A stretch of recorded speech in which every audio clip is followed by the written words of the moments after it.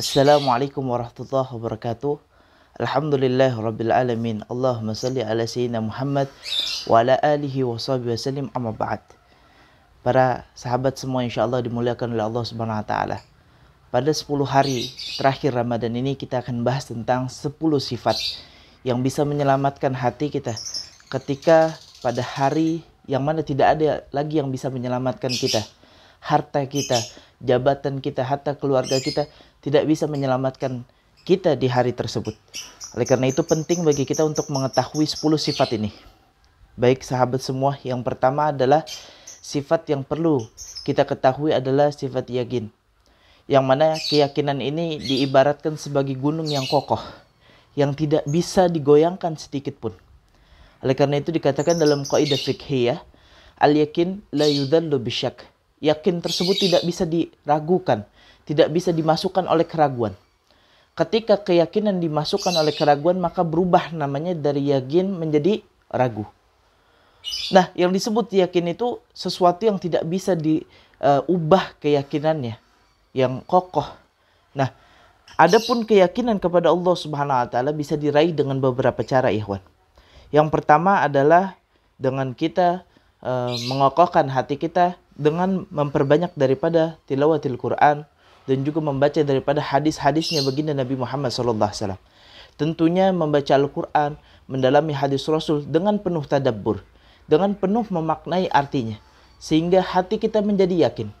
Ya, jadi faktor yang menyebabkan keyakinan hati kita kepada Allah adalah membaca Al-Quran dan juga hadis-hadis dengan penuh tadabbur. Kemudian yang kedua, ikhwan, yang menyebabkan hati kita yakin kepada Allah Subhanahu wa taala dengan kita bertafakur, memikirkan sejenak tentang apa yang Allah ciptakan. Tentunya tafakur dimulai dalam diri kita dulu. Betapa sempurnanya Allah menciptakan diri kita, yang mana tidak ada satupun makhluk yang bisa menciptakan sebagaimana ciptaannya Allah Subhanahu wa taala. Betapa sempurna Allah menciptakan kita, jantung yang terus berdetak tanpa baterai. Juga banyaknya daripada saraf-saraf kita yang bekerja. Semua dalam aturannya Allah Subhanahu wa taala.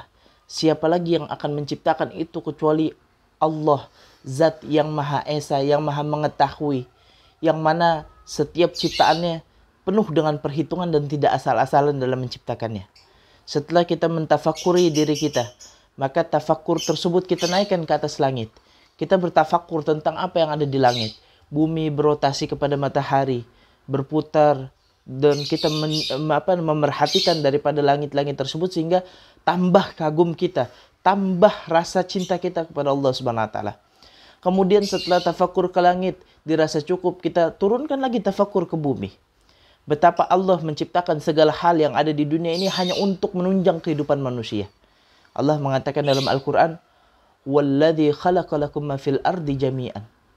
Allah, dialah Allah yang menciptakan untuk kamu segala sesuatu yang ada di bumi. Segala sesuatu yang ada di bumi, yang ada di langit, Allah ciptakan untuk kita manusia.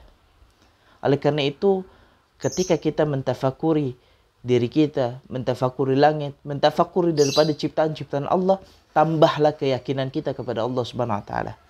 Maka ketahuilah sahabat-sahabat semua, yakin itu memiliki 3 tingkatan. Yang pertama adalah al-yakin. Yakin itu yang tadi saya sudah jelaskan, kekuatan, keyakinan, kepercayaan yang tidak ada keraguan, yang kokoh, yang tidak bisa dimasukkan di dalam keyakinan tersebut keraguan.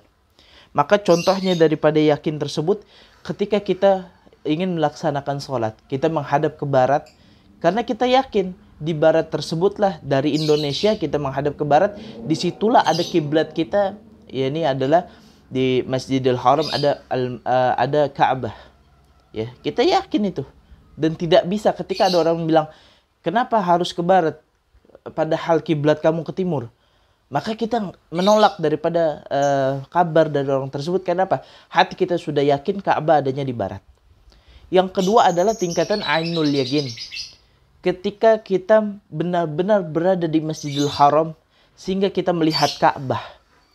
Ya, jadi tambah kuat keyakinannya karena kita benar-benar melihat Ka'bah. Itu yang disebut sebagai ainul yakin. Yang terakhir, tingkatan yakin paling tinggi adalah hakul yakin. Ketika orang memiliki tingkatan hakul yakin tersebut, diibaratkan dia bukan saja melihat Ka'bah, tapi dia telah menyentuh Ka'bah. Sehingga dia telah benar-benar yakin, dia telah merasakan Ka'bah benar-benar ada di hadapannya. Maka Sayyidina Ibrahim alaihissalam ketika meminta kepada Allah Subhanahu wa taala tentang melihat tanda-tanda kekuasaan Allah Subhanahu wa taala menghidupkan orang yang mati, maka Nabi Ibrahim diberikan penjelasan oleh Allah Subhanahu wa taala. Nabi Ibrahim bertanya seperti itu bukan Nabi Ibrahim tidak yakin kepada Allah, tapi justru ingin menguatkan lagi imannya kepada Allah Subhanahu wa taala.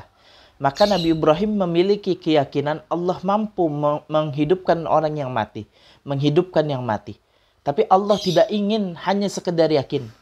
Allah ingin menaikkan keyakinan tersebut sampai ainul yakin hatta hakul yakin.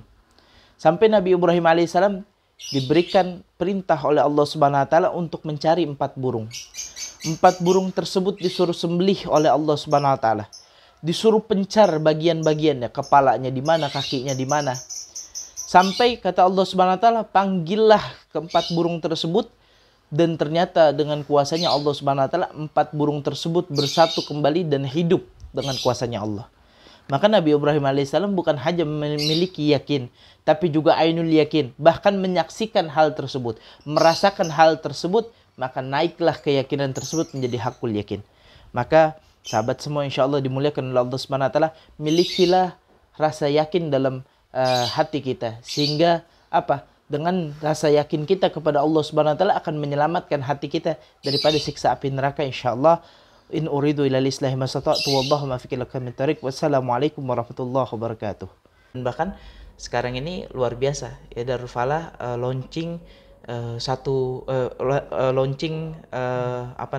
merchant, yaitu adalah baju-baju, kaos-kaos, t-shirt yang alhamdulillah banyak, ada varian kayak Hasyim Asy'ari. Nah itu kita jual harganya 100 ribuan. 100 ribu. Jadi kita jual 100 ribu, kalau beli 2 dapat diskon Ustaz, 180 ribu.